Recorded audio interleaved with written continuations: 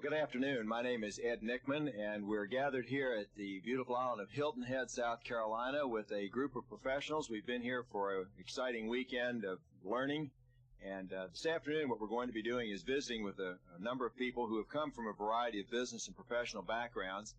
And as we enter this decade of the 90s, we're finding that the networking opportunity through the Amway Corporation is opening up a lot of doors financially to a lot of people that might in the past have never really even considered this business.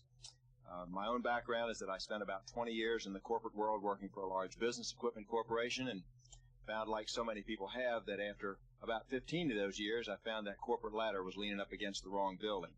And I'm excited to say that this business has given us more in the last 8 years than 20 years of working for a corporation did. So with that little bit of background, the first couple I'd like to talk with for a little bit this afternoon are Angelo and Cindy D'Amico, and they're sitting here with us as we look out over the Atlantic Ocean up the Hilton Head Beach. And Angelo, let me just ask you a quick question about your background. Where were you? Tell us a little bit about you, your family, and what you've been doing prior to this business. Okay, Ed. I was involved in the life insurance business as an estate business underwriter for about 10 years when I first saw this business opportunity of networking. While I had been successful financially, I found that there was some frustration in my future as well as peaking out of my income. Cindy and I have been married for 21 years, and we were looking for an opportunity. We were locked into a pretty high income and were frustrated at that level, and networking came at a time in our life when we wanted to both free up some time as well as develop other interests or pursue other interests. Okay. Cindy, do you remember how you were first approached about this business? Yes, we were talking to our pastor, and he knew that we were looking for ways to earn some extra income, and so he recommended that we speak to somebody that he knew that was in the Amway business and that was very successful. And so we set up an appointment with him and talked with him and got started. You mind if I ask you which one of you initially was the most interested, whether it was you or Angelo? It was Angelo in the beginning. Why? Well, he saw something. Well, actually, it took us 3 times to really check out the business, and after the 3rd time, he really saw something in it. Simply because it was Amway. I thought I knew what that was all about. I didn't want to have anything to do with it because we never knew anybody who was successful. But once he was shown the plan and we saw what it could do for us, we decided to go ahead and get started. Okay, Angela, what was it that kind of initially got your interest? Well, I got into the life insurance business to develop residual income, and unfortunately it didn't work out quite the way I envisioned it, and I found myself starting out at zero or a little bit too close to zero every January 1st. And what intrigued me about networking was the real possibility of duplicating myself enough times, as in a franchising type business, which gave me the opportunity to have income that was passive in nature. Okay. Did you have any initial apprehensions or concerns all kinds, lots of apprehension. I mean, Amway, I thought that was the last thing you did before you jump off the Empire State Building. What about the time problem as to balancing this business with your occupation, your profession? Being an outside salesperson, even though I did a lot of financial counseling, I had control over my time. My basic problem was I wanted to increase my income, and I didn't see that I had the ability to do that pursuing my chosen profession. I started out part-time, probably 4 or 5 hours a week. It quickly developed to a 8 to 15 hour a week time commitment. How would you compare the associates that you had in the financial planning industry with the associates that you now have through this business? You know, ironically, even though we talk about future planning in the financial field, most people are negative. Most people really don't look forward to their future. My pastor says that if you have faith in the future, there's power in the present. Well, we were frustrated. Most of my associates were frustrated with the economic changes, the competition, changes in commission schedules, and that sort of thing. And I found that my professional associates in the financial field were extremely negative, not looking forward to anything much. But in networking, on the other hand, because of the support system that we have through books, tapes, teaching functions, and association with other people, I think we've changed our attitudes on our future, and our future looks real bright. Okay. What about the income, long-range income potential out of this business compared, as you mentioned, in the insurance industry, the residual benefits that were supposed to be there? How do you see the comparison in this business? I don't really see a comparison. I see diminished commissions. I see a heavy competition, economic changes, product changes, lack of customer loyalty. I don't see very many retired insurance agents anymore. And I see a lot of people pursuing networking on a very limited part-time basis and developing significant incomes. Isn't it true in the insurance industry that the residual incomes tend to drift down, where in this industry they tend to be going the other direction? Absolutely. Absolutely. And because you're helping people to get in business for themselves. Well, you're in the financial planning field. I'm sure you're familiar with the term ROI, or return on investment. And I guess that's one of the things that most business professional people look at. If you're going to invest an hour's worth of time, do you get an hour and 10 minutes worth of value? If you're going to invest $1, do you get $1.20 worth of return? How do you see your return on invested time and money in this business? Well, I feel like we've accomplished more in 3.5 years in networking than we could have accomplished in the life insurance business. That's a pretty powerful statement. Well, it's true. Cindy, let me ask you this. As a family and being involved in this business as a family, where do you see you and the D'Amico family in the next 3, 4, 5 years because of this business? I see us completely worry-free, which is real exciting for us, and to be able to go where we want to go, when we want to go, and just really enjoy life. And to keep that pretty smile on your face, too, right? Angelo, any suggestions that you would make to distributors regarding how they would approach someone in your field? I think it's important to realize that regardless of what a person does, everybody deep down inside has a dream that they're looking forward to in life. And unless you can come in contact with people on a personal basis where you can touch that dream, and there has to be some kind of integrity there, some type of credibility, I think it's going to be difficult to sponsor people in the financial field. But I think if you build a relationship with someone, or make a friendship, or have a business associate talk to someone in the financial field, you'll see that they're very, very receptive to new and creative ideas, but have very little knowledge of what networking, particularly the Amway network, can accomplish in a relatively short period of time. Okay. And I guess lastly, we don't know who might have a chance to listen to this tape, but I guess the question I'd ask you, if you could sort of summarize your feelings and your experience and the joy that you've gotten out of this into a 30-second message that you could send out to a person in your field that might listen to this tape in 30 seconds or so, what do you think that message would say?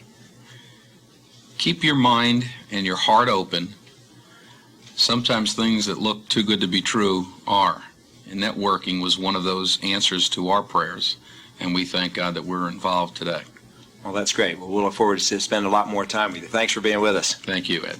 Next, we're going to be talking with Marshall and Diana Douglas from up in the northern part of Florida. Marshall, how are you this afternoon? Super, Ed. Good to be with you. You having a good time here at Hilton Head? Some kind of exciting. It's a pretty place, isn't it? Especially with the bright sun out like it is this afternoon. Beautiful. Just want to cover a couple things. Maybe you'd like to give the folks that are going to be listening to this a little background about you, your family, what you've been doing with yourself, business and professionally, and how long you've been involved with this networking business. Be happy to, Ed. There's relief in sight for almost anybody. For over 15 years, I've maintained self-employed businesses. Have a couple of degrees from the University of Florida, one in marketing and one in accounting. And Dinah was a school teacher, fell madly in love with me in college. She graduated with honors from the University of Florida, and I graduated with minority honors, basically a 2.0 in a couple areas.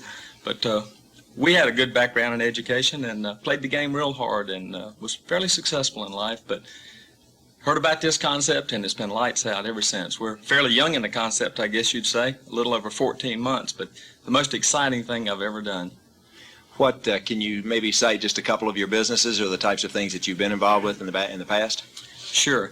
I've started with just real estate development and developed a construction company from that, went into underground utilities, and my father had a friend in the chicken business. That's big in North Florida. We raised over 36,000 heads of pullets every 6 weeks. Really an exciting business. We were happy to recently sell that business. From that, I moved into the underground utility business as a natural extension of real estate development, and we did a lot of things in those areas. And to just go from 31 to 35 employees. And would you like to know the number of employees we have? I was just in going to ask networking? you, how many employees now do you have? I have Precious. That's what I refer to Diana as when things are great Good. between us. Yes. And we have gone from that number of employees to now one part-time secretary, which comes in and helps Diana 3 days a week. And, of course, she works part-time as well. And I'm doing a little part-time work in this business myself. Diana, what about your family? Oh, they love it. In fact, we have 2 boys. One is 12 and one is 8. And they're real excited about the business. We've sat down and talked to them about it. And my oldest one said the other day, he says, Mama, how come it is now that we see Daddy so much? He said, we never used to see Daddy. He said, and he's around the house all the time. He understands money at 12. And he's worried that his Air Jordans may not be paid for. So he says, does Daddy have a job? I said, yes, sir. He certainly does have a job. He says, well, this is great, So they love it. Diana, do you remember how you were first approached about this business? Many times. Many times. Much to my embarrassment, I used to eat Amway distributors. I'm very sorry for the numbers I have run out of my home. Ever since, we've been married nearly 18 years, and really, I guess in the last 12 or 13 years, we've just had droves of people in and out of, it's like a revolving door on in our living room, and they come in and I usher them right out. And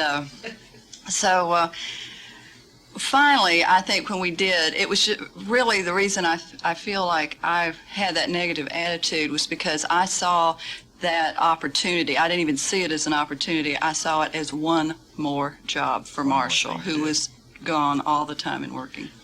There must have been some common tie or connection then with this one person that finally penetrated that shell and got to you, Marshall. How the person that actually sponsored you, what was the connection? Well, he was a very dear friend of mine in the construction business, and in my real estate development, he was one of general contractors we used to build residential structures and subdivisions. And I'd known him for about 11 years, and we went to school together a little bit. He taught me when I became a private pilot. He was a certified flight instructor. He had a master's degree in mathematics and was a very creditable person.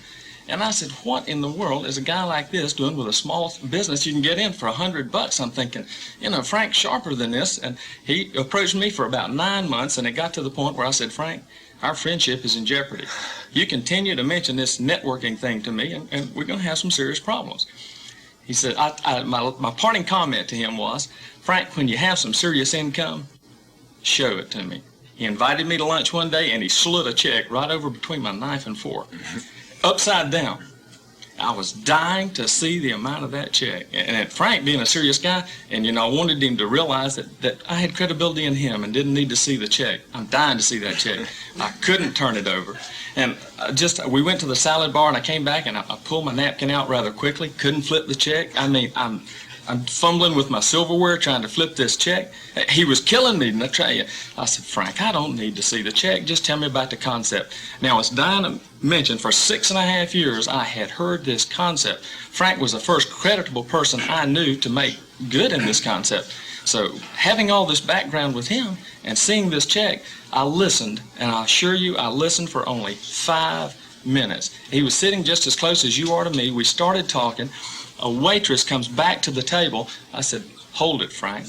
I turned to the waitress and I said, does your husband ever look at additional ways to make money? I knew the guy had just gotten a job at the new racetrack that opened in Lake City. And she said, well, Marshall, he does. I said, what time does he get off? She said, about 3:30. I said, you mind if I have the phone number where he works? So you were already seeing the possibilities. Yes. I'd shared it with 4 people before I got home and told Precious. Well, with 5 different businesses in the process of, at the time you started this business, how in the world did you balance the time and the priorities between your responsibilities to your business and your responsibilities that you were beginning to take on in this business? How did you manage to balance that out? Well, with a little background in education of finance and that sort of thing, I really and truly, I promise you this, understood, as most people will with some financial background, the power of leveraging time and money at the same time. The power in the process of duplication. Like John Paul Getty said, which Frank shared on me when he started sharing this concept. He said, Marshall, can you handle this? Like John Paul Getty, wouldn't you really rather make 1% of the efforts of 100 guys than 100% of just your efforts? I'm telling you, after those comments, I was through making a living in the conventional way. I no longer would be restricted by the conventional forces. And I had read enough books on the side to know that this guy was I saw it What about the people that you work with now in this business and that you're affiliated with here? Some of their attitudes, their outlooks, their concern for other people in this networking business compared to, for example, the real estate and the construction and development business. How would you compare them? Let me give you an example. The last job we bid in the underground utility business, or the last job I recently bid, there were 13 bidders on a $280,000 job. The low bidder was $48,000 less than our bid, and we were the 7th lowest bidder. Now, I think that shows you that people are out there whittling each other's profits down. In this business, the next day, Frank was at my home. Well, actually, I called him that night. I said, Frank, I have 4 people want to do this thing. Can you kind of come over? I didn't know what an application looked like. I didn't know what they call this thing, the kit. I mean, he wanted $100, and I'm saying, well, this is great, but bring that kit thing over, and I got 4 guys that want a kit too. So he comes over, and here he comes over and builds my business. And the next morning, he's at my office, and he says, who are we going to see today? And I said, well, come in here. I want my partner in this business to understand what we're all doing. Put my partner in that morning. He went with me at lunch. He's helping me. People help people in this business. I couldn't believe no longer is competition the factor, but community support of people in this concept. Their success is built upon the success of others, and those who help the most win the most. And it was enlightening for me to finally see that. Diana, would you say it would be conservative to say that you were less than excited about this in the very beginning? I was, for one reason, because I lived in sort of a dream world. When I taught school, it was a supplementary income. You know, I never had the full responsibility, as I think many women don't, of taking care of a family on my own. It was always left to Marshall. Sure. And he did not want to share his concerns in his private businesses with me because it was so negative he didn't want to bring it home. And I think you know, it was that situation. I just saw it as one more job with no guaranteed return. It just would take my husband away more, and I was comfortable where I was, even though I knew things had to be better. They had to be better. This couldn't be what I had dreamed for. And I think once I got involved and became a partner with my husband, you know, then we have something we can work together for in a positive way, and, you know, I can express myself. I can it's a wonderful security for me now. I mean, it really is. It's for all women. The company Amway is no respecter of your sex, your color, your creed, your nationality. And I think this is a concern for women. Should anything happen to my husband, how do I hold on to what I have? Well, I couldn't teach in school at all. And this business certainly will provide that. Right. For you. In this business, I can do what he does. I know how to do every end of it. Any suggestions to distributors who might be coming along that would know someone that's as frantically busy as you two were with your various things? Anything that you might suggest to them as to how they would avoid 6 years of being eaten alive by somebody like you? I sure do. I have a suggestion because I know the fears. Guys, talk to me. I have about 12 friends in this business now. All my personal friends are in this business. And 6 or 8 of them have been approached by other guys. And I asked some of those guys that approached my friends, why didn't you approach me? And they said, you know, here's a guy buying a laser gun to run underground water and sewer extensions. We would buy a laser gun for $27,000. Excavators, $150,000 to $200,000 per piece of equipment. So they were afraid to approach me with a $100 idea. But here's the secret. Businessmen know the value of a tremendous idea when they hear it. And the token investment of $100 is just the key to enlightenment of the power of this concept. And you just got to blow by that. The sharp man will know what you're presenting. Well, that's exciting news. It's great to have you with us this afternoon. I hope you enjoy the rest of the time here at Hilton Head. Oh, we are. Thanks a lot. Thank you. We're talking next to Dick and Sharon Grimminger, a doctor from down in the Fort Lauderdale, South Florida area, and his wife. And Dick, it's great to have you here with us this afternoon. Sharon, it's good to see you. Thank Love you. that smile. How about, Dick, if you will, just take a couple minutes and give the folks a little background on you, your professional credentials, what you brought with you into this business, and then a little bit about, you know, how long you've been involved with the Amway networking business. I've been a plastic surgeon since 1973-74, double boarded in plastic surgery and general surgery. We've been back in Fort Lauderdale for the last 4 years. Prior to that, we were in New York, in Albany, New York, where I was on the academic faculty at the medical center. We have, my primary interest in plastic surgery is that in the area of cleft lip and palate. We are part of the Interplast team from Stanford, California, that does charitable surgery in the third world. Primarily, we worked in Ecuador and in the South Pacific. And a lot of these things were part of the things that fueled our reasons for coming back to South Florida, because as Miami is the gateway to South America, and we deal with a lot of our friends in South America and the children. And my wife works for me. She's my office manager. She's my everything. And we were ready for this business in a lot of different ways, which we'll get into in a couple minutes. Okay. Sharon, do you remember, it hasn't been that long ago, how long have you been involved in the business, as a matter of fact? We've been involved with the business since, it was August of 1980. Help me out. 88? I believe it was 88. It's been about a year and a half. Year and a half, okay. Do you remember how you were first approached about the networking business? Yes, I do. As a matter of fact, I was working in the office, my husband's office, and I kept getting these phone calls. I was trying to intercede them. Someone kept calling that was the son of a friend of ours that we had met after moving to Florida. We had only been in Florida at that time for a short period, so I really didn't know them or him at all. I knew them a little bit, and he kept calling and asking to speak to my husband, and my husband's very busy, so I kept interceding the calls, and every time I interceded the call, he gave me a long song and dance that I didn't understand a word of, and I decided either I was an idiot or he didn't know what he was talking about, and I didn't think that it was very important to pass the messages on to my husband. Being a good, efficient office manager, nobody gets through, right? So I decided when he, made some sense, I might let him talk to him. But anyway, these calls were 5 or 6 calls, and finally he did manage to get through when I wasn't there, and spoke to my husband. And I decided that I didn't want to get involved in any more financial commitments. We were already pretty deep in that, and so anyway, I didn't win the case, and he did get through. We did set up an appointment, and he brought a physician with him to our home on a Sunday night to show the plan. Dr. Romano, who's a pulmonary specialist in Boca, and I was still very skeptical, as my husband was also. But we did sit down and listen, and before I knew it, my husband was signing the application. Would it be safe to say, Dick, that you were the most interested initially? Yes, there's no question about it. Well, actually, different people always see different things as they look at this business, but usually there's one or two things that stand out as really the kind of the hot button, if you will, that kind of something that really piqued your desire to want to pursue this. What would you say? Well, first off, our sponsor was 23 years old, and he had only been in the business a short period of time. And it was perhaps his lack of sophistication and the fact that his parents, who are now in the business, told him, that they laughed at him and told him to go look at us. And only he at that age would have had the guts to put us on a list, because we had the trappings of success. And nobody knew the history behind ourselves. I was injured in a plane crash in 1982.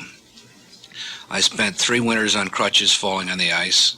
I had 5 operations on my leg, and I watched my patients come to me and say, "Poor Dr. Greminger, I'm sorry about your accident, but who can you send me to now?" Yeah. And all of a sudden I realized that in life we're able to meet our commitments only if we're healthy and productive. And almost killing myself in the plane crash taught me probably the greatest lesson I'll ever learn, is that there has to be another way. Did you find any initial apprehensions or concerns of like, what will other people think, or what about our status in the community? I understand you live in a very beautiful home in a beautiful area of Boca. What will the neighbors think? How did you feel about these things? Well, I grew up on a farm, and I made my living shoveling manure on the weekends, so I was never too terribly concerned with what other people thought of me. And this was, people say that the excitement sponsors people. The excitement, to me, was the logic. I saw it as a beautiful plan, as an answer to what I had been looking for a long time. I just went after it. What about the time? Because obviously in your practice, and I know a little bit about your schedule and how early you're out in the morning and how late you're out in the evening making rounds and so forth. How do you find time to balance your time and your priorities between your medical practice and the opportunity that you've got here in your hands with networking? Well, this was a conscious decision. I went into our family room the first week in the business, and I sat down and I said, you know, where am I going to find this 8 to 12 hours a week they keep talking about? And I looked at my schedule and I said, first off, I used to be an Alf fanatic. And I have yet to watch it since the day we signed the contract. And it used to, you know, Alf and a couple other things like that. I figured I could find 8 to 10 hours a week doing that. And if the rest of the time, by becoming more efficient. Being a cleric, I was able to marshal my forces and get the time. Not always do we have the time, but we kind of make it. Sharon, what time does Dick normally have to leave the house in the morning as he begins his professional day as a doctor? Well, it does vary depending on when his surgery schedule starts, but many mornings he has to be in surgery, ready to use the knife, so to speak, at 7:30 in the morning. So, and being the type of person that he is and a goal setter that he is, he gets up very early in the morning because he sits down and sets his day out in writing on a piece of paper what his goals are for the day. So he gets up very early. And Dick, usually finishing your last bit of rounds at the hospital by what time in the evening? Well, there have been occasions where you didn't finish that day. I remember finishing one New Year's Eve night at 3 o'clock in the afternoon. So it depends upon what kind of schedule is going on. What about the long-term income potential that you see in this business, especially the residual part of it, compared with the profession of medicine? Well, in our primary income, which is plastic surgery, we generate a large amount of money. As you're well aware of, it's only as good as the last facelift or the last case that I've done. So I have planned our retirement for age 58, but not to retire to sitting on the beach, because I'm much too active for that. We want to spend more time in third world countries operating and doing what we do best. So the practice of medicine has changed. It's no longer fun. What we do with our hands is beautiful and it's fun and it's thrilling. But the rest of the world in medicine is so negative that it's lost its appeal. I plan to do what I was trained to, what God gave me the talent for in my hands, to do it and to give it away. That's wonderful. Well, I tell you, the world's going to need a lot more people with a heart like you, and I'm glad that this business has come along into your life to give you that opportunity. If you could just take 30 seconds and you knew that that's all the time you're going to have, and you had just one person that you really wanted to send this message to about this business, and you had just a 30-second period to tell them what you really would like to, what's on your heart about this business, what do you think it would be? Well, first off, I'd ask them a couple questions. I'd say, if you truthfully can say to yourself, I have no fears for the future. If your profession is providing for your dreams, if your lifestyle could survive your illness or disability, if governmental regulation is not a threat to your life, and if you have not lost the dream that brought you into a profession that was designed to help people, then we have nothing for you. But if you do have some of these kind of fears and doubts, then you need to take a look at networking, because it can provide you with a quality of life, not just a lifestyle. That's great. Sharon, are you excited about this?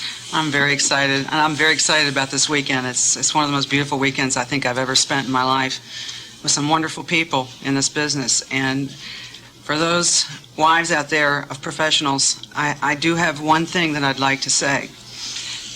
Don't give the entire burden of your life and your lifestyle to your husband. He deserves better than that. He's tried to provide you with a beautiful life, a comfortable life, and you've got to step out of your comfort zone and help him attain whatever it is he wants for your family, what you want for your family, what you want for yourselves. And so often I think that that's not what we do as professional wives. We get caught up in the status of being a professional wife or a wife of a professional. and we like it where we are. We like our Mercedes. We like our lovely home, and we forget what family and what your husband and you mean to one another. So often you lose touch with one another as a husband and wife because you get caught up with things, with materials. I heard a quote one time by Henry David Thoreau that said, most men lead lives of quiet desperation, and I guess when you get right down to it, a lot of women do too. So this maybe is a great way out. We've certainly seen it that. And I'm glad you've been with us today, and I appreciate everything you've had to share. I hope that people feel the heart that both of you put into this business. It's great to have you with us. Thank you, Ed. We're here with Jim and Arlene Nealis, and Jim, it's great to see both of you today. I know you all have had a good time here this weekend at Hilton Head. We certainly have enjoyed being with you. It's been spectacular. And we're going to be spending a little time this afternoon talking with you about professionals in the networking business. And I know you and your family have got, quite a story to tell about your business and your background. And Arlene, if you don't mind, just tell us a little bit about you and Jim, your family, where you're from, and a little bit about how long you've been involved with the networking business. Okay, well, we're from Jacksonville, Florida. We're blessed. We have 5 beautiful children, 4 sons and a little girl. And I was born and raised in Jacksonville, but Jim's came from the north to the south. And we're just enjoying the city. And how long have you been involved with this business now? We've been in the business. It was, I think, Jim first showed this business to someone February 20th, 3 years ago. 3 years ago. Yeah. Okay, boy. How does that compare to the time that you were in medical school, Jim? I spent about 29 years in school. In education. We're going to talk about that in a few minutes. Okay, do you remember how you were first approached about this business? Where it came from? Yeah, a very good friend of mine called up and said he wanted to share a business opportunity with me, and when I asked him what it was, he wouldn't tell me, so I told him we had nothing to discuss. All right. And then he did it 2 or 3 more times, and finally I just gave up and said, all right, show it to me, because I know I'm not going to do it anyway. Okay, the connection, you said he was a good friend? Yes, he was a very good friend of mine. He was in a Christian organization that I belonged to, and I trusted him and liked him, so finally I just said, all right, let's look at it, but I doubt I'll do it. Do you think that friendship was the key to you? Oh, absolutely. Even agreeing to absolutely. Listen to it? A professional in his office gets all kinds of letters and invitations about businesses every day, and they usually end up in the circular file. And usually wanting money. And they always want money. Always want money. Well, then, who is it, between the two of you, Arlene and Jim, who was initially the one that was the most interested in this business? Jim. That's pretty emphatic. Right. Well, in fact, when they showed us this business, I wasn't rude or anything because I was not threatened by it because I knew Jim wouldn't do it. He had no time, so it wasn't a consideration. I just thought he was being polite. So I just, didn't worry about it. But we went upstairs that evening after Jim saw this plan, and he said, I really think this is it. This is our ticket out. This is the end of side 1. Please turn the cassette over for the continuation of this program. Well, there must have been something that kind of caught your eye. Was it the time or the stress or the overhead? Or, there's a lot of things about this business. What do you think was maybe 1 or 2 of the key things that really kind of turned a light on? Well, for me, as a physician, I'd been running a big private practice for about 13 years, and I had reached a point where, although financially we were making lots of money, I was putting in 100 to 110 hours a week to support that practice. At one point in time, my wife asked me if I was going to be at my son's birthday party, and I said I couldn't make it because I had to be at a hospital meeting that night, and my wife let me have it when she pointed out to me that I had missed every one of his 5 birthday parties since the day he was born. I didn't believe it at the time, but she was right, of course. Arlene, a lot of times the wives of the professionals, as someone said earlier, that have a kind of an apprehension. They have some fears about this. How did you feel when Jim talked to you about this and you kind of got the opinion that he was serious about this? How did you feel? Well, when I realized he was serious about it, I was really hurt, Ed, because as most of my contemporaries that are physicians' wives, their lifestyles are similar to mine, most of them. I had the brunt of all the responsibilities in the house. I didn't have anyone at home to change a light bulb or fix a fence or go to the accountant's office or call the banker. Prior to getting in this business, all those arrangements were made through us because Jim did work. He left at 6:30 and came home at 12 at night. And you with 5 children. So if there was an emergency, it was in my hands. Okay. So I couldn't imagine that he would ask me to do anything else. Jim, let me ask you this: Are there many other doctors now that you're finding interested in this business? It was a little bit anxiety ridden in the beginning. I was the first doctor in our city to get in, as far as I know. Now I guess that there are hundreds in our organization scattered all over the place, and it's not a surprise or a big deal anymore when a doctor gets in. They're all over the place. So your business is no longer just in Jacksonville? Oh, no, we're pretty much all over the eastern seaboard, I think, and all over Florida and in Europe and in Guam and all kinds of countries I can't even think of right now. Spain, England, Wales, etc. So you mean in the last 3 years, in the midst of a private practice that was keeping you so busy you didn't get to be with your son for 5 birthdays, that you've managed to find the time to put together a business that now literally goes around the world? Well, yeah, but what's even more remarkable about that is I have been to none of those places, and it established itself anyway. That's amazing. We'll talk about that in a minute. Do you ever have anybody that would say to you, well, you know, if you were a real doctor, you wouldn't do something like this? Yeah. What do you say to them? I mean, well, be polite, right? Actually, it's kind of ironic because looking around at our network, it seems to me that the doctors who do tend to get into this business tend to be the leaders in their fields in the various towns and cities. I'm not going to blow my own horn, but, you know, I have a huge private practice, about 10,000 charts in my office. I've been working there for about 13 years. I used to teach neurology at Harvard Medical School. I was the president of the Florida Society of Neurology, and I'm board certified in psychiatry, neurology, child neurology, and electrophysiology, EEG. So, yeah, real doctors do this thing. So 29 years of education, and let me ask you this. Now, you've obviously and are still busy because you still have your private practice. I still have right? a full private practice, you Well, bet. how do you find time? I mean, that seems to be the big issue with so many people. How do I find time to build this business and continue to meet my responsibilities in my business profession? The way I do it is I devote 100% to whatever it is I'm doing at the time. When I'm networking, I'm 100% networking.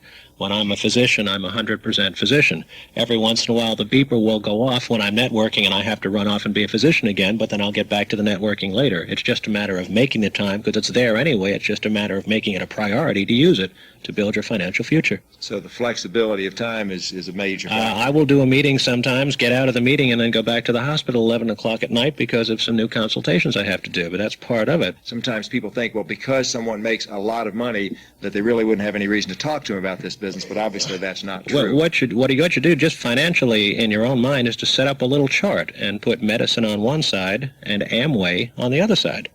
And as far as medicine is concerned, it has a limited future. The HMOs and the insurance companies are paying less and less. The overhead is getting higher and higher. The malpractice premiums are getting higher and higher, and et cetera. As far as medicine is concerned, most of the doctors are going to be working for a hospital or a third-party person as an employee within the next 5 years. I mean, physicians understand that. 75-85% of us are going to be working for somebody. Physicians right now serve as a legal target. They all know it. I know of physicians who wander around going into the emergency room wondering if this one particular case they're going to see is going to cost them their house or their retirement fund. Is that what people mean by practicing defensive medicine? Defensive medicine is actually running around with a sword of Damocles over your head. You never know when it's going to fall down and back your head, crush your head. In this business, we know that as the years go by, I don't have to work 110 hours a week anymore to support the lifestyle we had because now I bring in enough money in this business on the side so I can spend some time with my family and actually get to sit down and have dinner with my kids and figure out who they are. And maybe celebrate a birthday, right? Amen.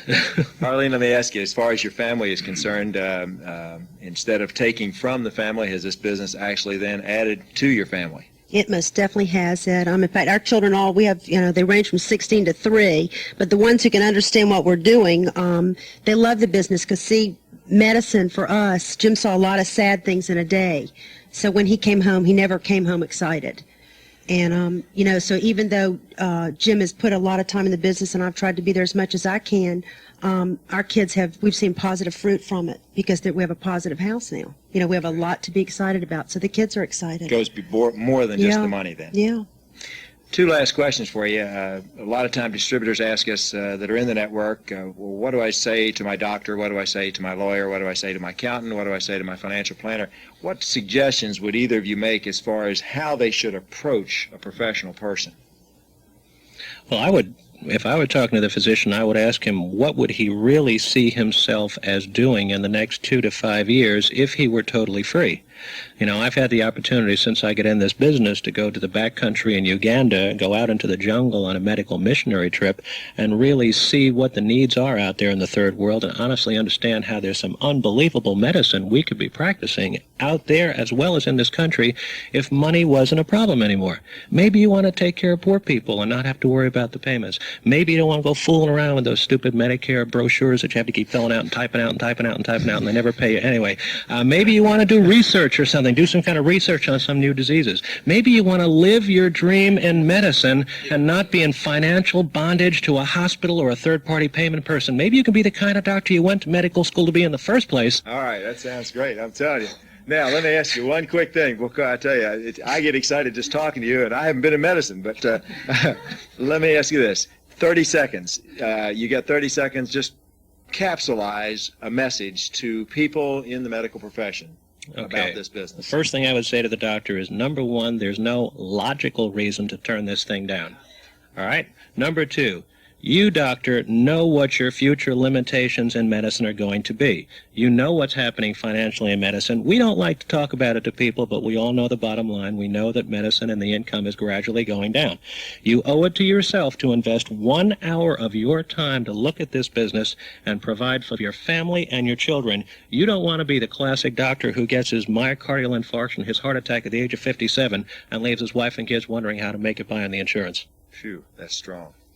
I think just before you leave, I just want to tell you one little picture that we shared, and it was back last January. And I look at you two now, and I think, was it a January year ago, we were on the beach over in Waikiki? That was nice. For about 5 days. And I remember then you saying, I think that was one of the first true vacations that you two had in, I don't remember how many years. But it's just exciting to see. Here we were on the beach of Hawaii.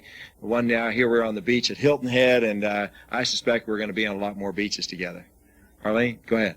I just want to touch on one thing to the wives, Ed. I know that we have a lot of friends that we've shown this business to who weren't interested. And it was real sad. Jim and I drive away from their homes, and Jim would say, you know, I thought I saw a twinkle in his eye. And I would have seen it too, but the wife wouldn't let him do it. And it was because the wives do. They think they've got it all because they've made a life by themselves.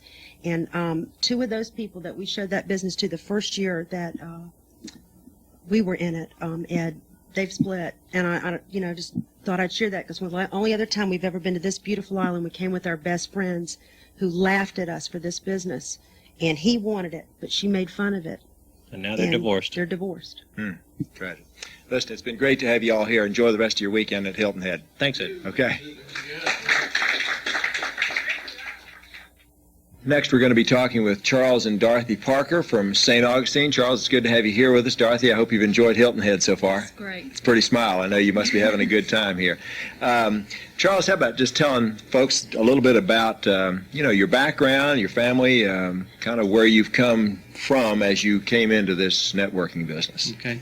I farmed for 23 years, retired from farming, and got involved in a Christian bookstore. Also involved in banking. A group of us got together and we started a state bank in the little community of St. Augustine, and has been very prosperous for us. Okay. Dorothy, do you remember how you were first approached about this business? Yes, a friend of ours at church contacted us. We ministered in music with him in our local church, and he called Charles up and said, hey, Charles, we're having an Amway meeting at my house. You want to come? And Charles said, yeah, we'll come. And he said, you will?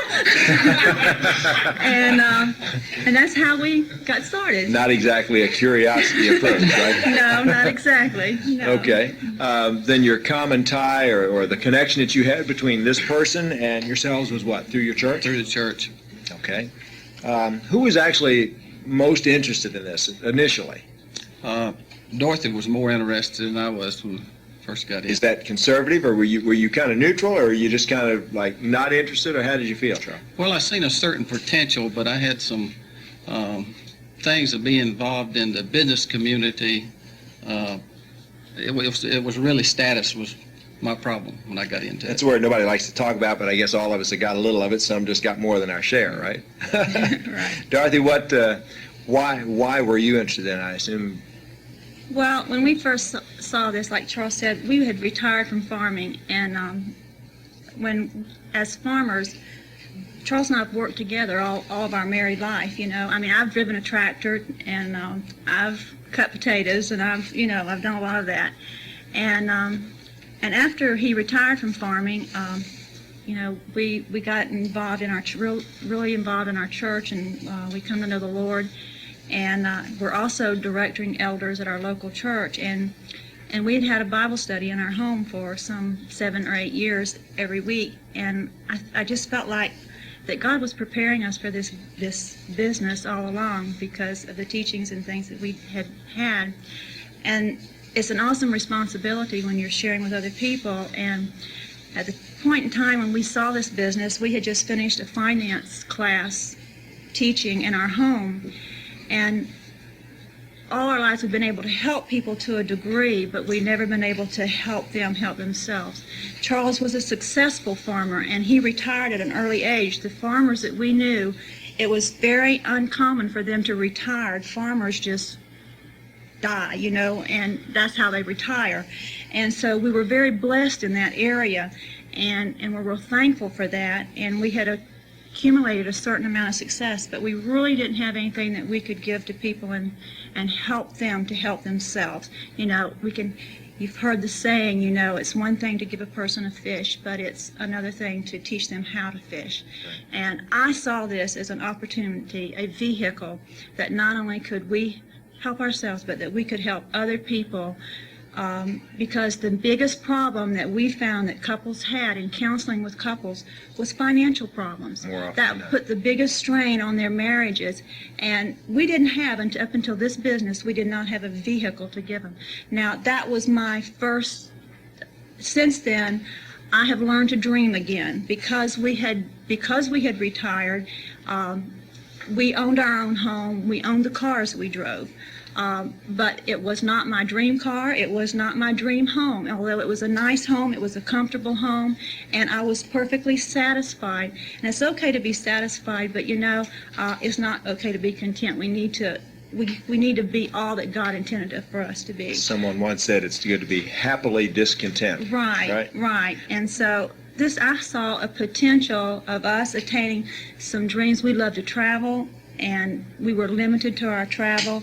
And with this business, we've earned trips to Hawaii 2 times, and we've been able to go with people that we love and we appreciate, and it's really exciting. Well, Charles, were there any initial concerns that you had about this? Well, like I said, the first thing was status. You have to realize that in the community, be involved in banking, the group of people you run with, Amway was, I don't know, you kind of think it's the last thing you ever do in your life.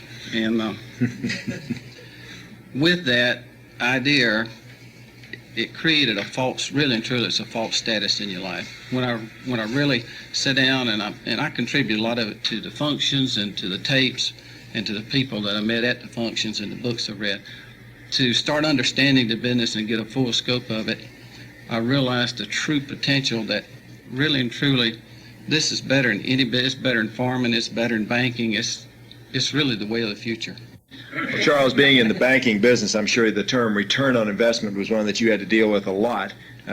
Comment for me, if you will, a little bit about how you would see the return on investment in this business as far as the time that you've put into it or the money that you've invested into it. How do you see that coming back? Being in banking and looking at a lot of different, sitting on the loan committee and looking at a lot of businesses come across the board, there's 2 things we look for in a business, and one of them is capital and the other is knowledge and know-how. And a person can have a lot of capital yet don't have the knowledge, and we know that's a problem loan before he gets started. And the other way, he may have the knowledge, but he's looking for the capital, and we realize there he can get into a cash flow. And that's another thing I've seen in the business. After you logically look at it, all that is provided for you. You have the knowledge and you have the cash flow to do the business with. And that's one of the great, it gives a person, no matter where you are in life, an opportunity to do something with your life. Well, that's exciting. Dorothy, you have children? Yes, we have 4 children and 5 grandchildren. Atlanta. Are any of your children still at home, or are they all out on their own now? Our children are all grown. We're going to marry off the last one in about 3 weeks. So there is life after children, too. Right. Yes, there Now is. there's life beginning with grandchildren. Out of curiosity, then, for you and Charles now, and you've got a lot of great years ahead of you, but where do you see this business taking the two of you in these next 4 or 5 years? I think the sky's the limit. Oh, that's exciting. And we're only limited by ourselves, and we realize that. And so, but also I think that we're looking forward to seeing our children in this business too, and we see it as an opportunity for us as a family to do something with our lives. That's great. One last thing, Charles, if I had 30 seconds and you were just going to send a little 30-second message to someone that's in the banking industry right now, what would it be about this business? Well, they need to take a look at it, but people need to learn to be participators in life instead of spectators, and I really believe in that. Get out there and start participating. It's like a football game. When you watch a football game, there's a lot of Monday morning quarterbacks sitting in the stand, but all the mistakes made on the field, the players go out Monday and start practicing, improve what they're doing to get better for the next game. And I just look at it that way. And I also would just like to say, if you got some professional people out there in the banking business and you want to approach them, just remember one thing about people: they're all the same. A lot of times you look at people in that profession and you think you're inferior to them or can't talk to them or can't get on their level, but you got to realize they're just people like yourself. They have the same emotions, the same feelings. They're looking for things in life, and if you'll build that relationship with them, spend that time talking to them, and just build a relationship, the friendship there, you could sponsor them. I believe that everybody is sponsorable. That's great. Well, I do too, and I agree with you. And I thank you all for being with us this afternoon. I hope you enjoy the rest of your time here at Hilton Head. Thanks. Thank you. We're spending a little time with Michael and Melinda Romano from Boca Raton, and here at Hilton Head this weekend. Michael, it's great to have both of you here with us, and I know from the smile on your face you must be having a good time. Sure. And Michael, tell me a little bit about you and Melinda, your family, and your professional background that's brought you here today. Okay. Melinda and I have been married for 13 years. We have 2 children. Our daughter Michelle is 7 years old. Our son Andrew is 5. We were both born and raised in Florida, and from, I guess, grade school, all I ever wanted to be was a physician, so that was my dream, and I dreamed about that all the time, and I set that as a goal, and I had a plan to achieve that goal, and I studied as hard as I needed to study to make the grades to get into medical school. I graduated from the University of Florida with honors and went to the University of Miami and was in the top 10 in my class, graduating from the University of Miami. Went on to Georgetown University, where they taught me how to work 36 hours straight and then sleep for 12 and do it again over and over and over again. I was there for a medical internship and residency for 3 years, and then we went back to the University of Miami for some more subspecialty training for several years. So after 14 years of training after high school, we finally went to work, and we settled in Boca Raton, and I went into a practice there where I practice pulmonary medicine and critical care. I take care of, in my 350-bed hospital, all the desperately ill patients that are in shock or with very serious infections or who can't breathe, and I also have an office practice that's very busy. And Melinda, we met, she was the head nurse in the open heart intensive care unit at Jackson Memorial Hospital, and we just fell in love there. That's great. Well, Melinda, how do you remember, Melinda, when you first heard about this business, how you were approached or who approached you? Tell us a little bit about that. Yes, Ed. Well, my brother approached me. He knew our real situation in our family life. We were outwardly very successful and very happy, and we do have always had a good marriage, but we were unhappy at the time. And we had our dream house and our dream car, and we always took great vacations. We had a nice lifestyle. But on the other hand, I was my brother calling him and telling him how unhappy I was, because during the winter time, Michael gets very busy because that's the season down in Florida, and I was threatened to take the kids and leave the house for about 3 months during that time because he was never home. And so my brother forced me to sit down and see this business. But when I saw it, I could see that it was a great business opportunity. I didn't think that we could do it, though, because Michael was not home till probably 10 or 12 o'clock every night for that, during the winter times especially, and worked weekends, and I just knew that he didn't have any time for this. What time would he start in the morning? How early would his day begin? Well, he saw the kids for about a half hour in the morning while he was getting dressed in the morning, so he'd be out around 7:30 or 8 in the morning and be gone until late at night when they were already in bed. So I was like a single parent. Not much of a family like that. No. Your brother, you mentioned your brother. What does your brother do? My brother is a family doctor, he lived about 4 hours away from us. But when he was visiting in town one day, he just had to force me to sit down and just watch it for about 2 minutes. And in that 2 minutes, I could see that it had a lot of potential. So the first thing he did was told me to go down in what we call an open meeting, go down and see our diamond give the presentation. And the more I saw of it, the better I liked it. It took Michael quite a while before he actually saw the plan. I was just going to ask you how long between the time you saw it and actually, Michael, the time that you saw it. Do you remember how long it was? At least a month. A month, okay. Which was a meeting in our own house that he saw the ending. So you knew about it, but you really didn't know about it. Right. You I knew she really was seen it involved in explained. something that Something, I okay. didn't want to be involved with. Once you saw it, were there any initial apprehensions or concerns that you had about this? Well, I knew that I didn't have any time to do it. Definitely, I was working at the time when I saw the business. I was working 12 days in a row, and then we'd take 2 days off, which I was usually exhausted, and tried to make up for being a father and a husband. And my normal day would be a 12-hour day was a short day, 14, 16, sometimes 18 hours, and then coming home at night and having the beeper or the phone go off all night long was a typical routine that we were in.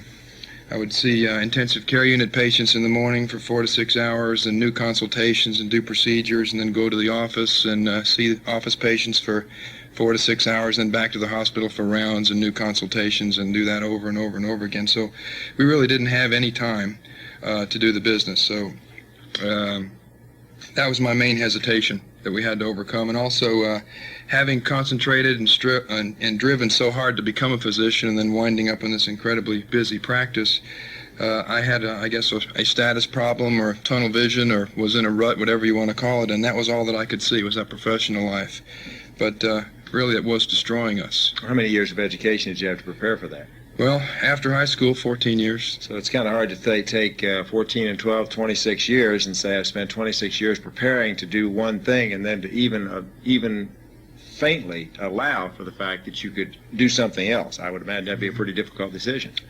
Yes, definitely. We really had achieved the kind of practice that I'd always dreamed about, but I didn't realize what that was going to involve by any means. We were making more money than I ever thought we'd make. We had the houses and the cars and the important things in life, the family, the children, our faith, and our personal interests and all were just all but forgotten. So we were in very serious problem when we saw this business. Now, you still have your practice. Yes. Is your patient load about the same as it has been? It was for the first several years that we were in networking. While we built the business, while we became direct distributors and Pearl direct distributors, I still worked 100 hours a week. But I found the time. I found the time to go out and show the plan and draw circles wherever I could, and then go back to work and finish up. And Melinda, obviously you two were working together as a team during that time. Yes, and that's the great thing about this business. You know, as Michael's medical practice grew over the years that he started his medical practice, he just got more and more bogged down with work, and he was the only one that could do it. Whereas with this business, as we got right from the beginning, as we got started, and as our networking business grew, we just got all the help we could. You know, you just won't find the help any other business that you'll find in this business, and as it grew, it got easier. So you just take the time that you have and use that time wisely. Do you find that you now have other people from the medical profession that have joined you in your network? Oh, yes, definitely. I think that people in the medical profession should be prime contacts for this business because of all the many changes that are going on in medicine. And that's a lot of the reason why I've justified and become more and more excited about being involved in networking as a way to diversify, because that dream medical practice that I had for so many years in training is not there anymore. government regulation, particularly in my type of practice with critically ill patients and geriatric patients, is becoming more and more burdensome. I spend at least a half hour a day signing papers that I'm not even sure what they are to justify this or that, and I now have government regulators reviewing every chart that I have on patients in the hospital, and it's medicine by checklist, where they just look over and they have 10 little criteria here, and if you don't meet those, you don't get reimbursed for your patient, or you get denied, or now you can even get penalized and get demerits, and it's just a whole thing that I had never realized, and we can get into a lot of other issues about why medical people should be primary contacts. We certainly have a lot of physicians and all types of people in medicine in our business. We've talked to a number of physicians here this weekend, and I know that physicians are always being approached, as are many other people, with these great ideas, this get-rich-quick, this too good to be true type of opportunities, and a lot of people initially feel that way about this business. And I think a lot of times what people look at, they tend to be attracted to what appears to be quick money fads. And we've gone through the video game room fad, and there's been all kinds of other fads that have come and gone. Considering the term fad versus trend, where do you see networking? I see networking as a major trend. I think that the way Americans shop and people shop all around the world is going to be from the home. They're being serviced from the home. And it's an incredible way to diversify your income and take advantage of that major shift in the way people are going to shop and purchase things over the next 10 or 15 years. It's definitely not a fad. It's here to stay. Contrast that trend with the trend in medicine. Where do you see the practice of medicine in the next 5 years? The practice of medicine is in a state of major change, and the only reason we don't have every doctor in the business is because a lot of them have their heads in the sand. They don't realize that things are changing, and they're hiding behind a mask of status and hanging on to those dream practices that they thought they were going to have. But every major prediction for the medical practice over the next decade of the 90s is that there's going to be decreasing income, decreasing professional satisfaction, and increasing regulation. So definitely we should try to sponsor these people. They need it bad. Ed, one thing I'd like to add to that, though, is that, as we said before, it took Michael quite a while before he could really see the picture. So I would recommend to people that are trying to sponsor their doctors or a professional, don't give up on them just because they say no in the beginning, because they are so in a rut, and they can't see any way out. That it takes time for them to really see this business. Okay.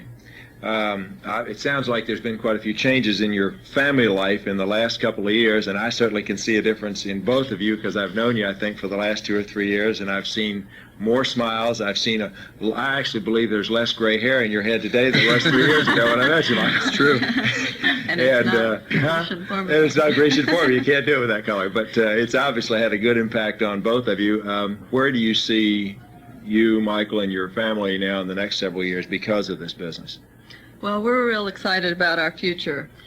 We really didn't have a future. Our future was very looking slim when we got in this business.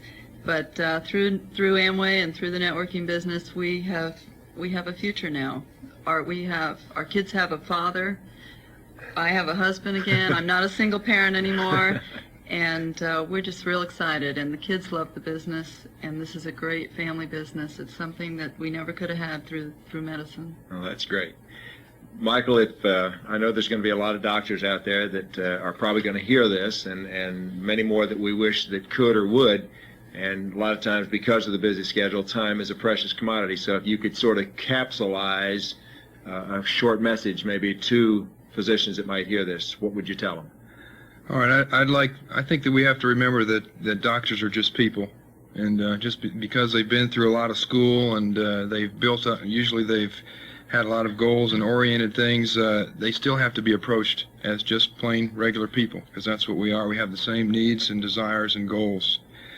Keep that in mind. And I would approach the professional, particularly a physician, by telling them that you have a business opportunity that's going to allow them to change their lives. It's going to allow them to get back some of the time that they've had to give up. You have to recognize the time commitment that they've made, and if they want to have time back for their families and for themselves, they can get that through this business, through building a networking business. They have a way to diversify their income, a way of making money that's independent of their own personal efforts.